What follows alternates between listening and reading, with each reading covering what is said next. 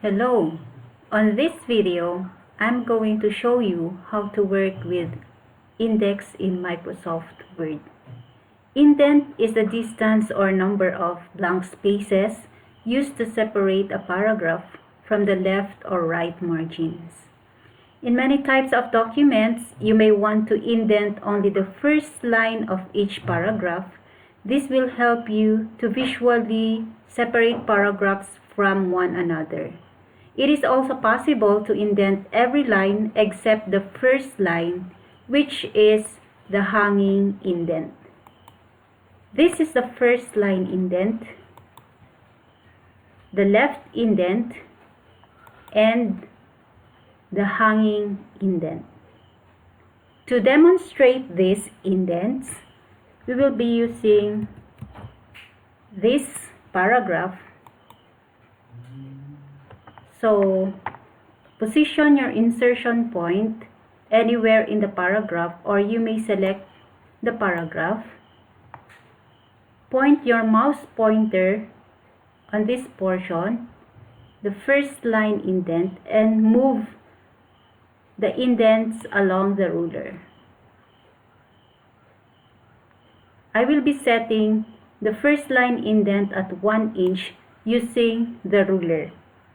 And then, for the left indent, I will be moving the left indent at 0.5 inch. So, in between the left indent and the first line indent, you have a measurement of 1 inch.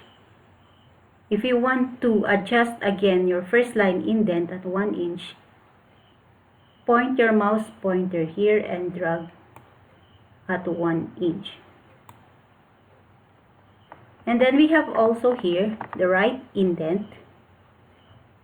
We're going to move along the ruler, so the left part, the right part of your paragraph will move. For the hanging indent will indent the second line and the succeeding lines of your paragraph. Select or point your mouse pointer over here and then move it along the ruler. I'm setting it at 2 inch. Okay. So the second line and the succeeding lines of your paragraph is moved. Okay. I hope you learned a little in this video. Thank you for watching.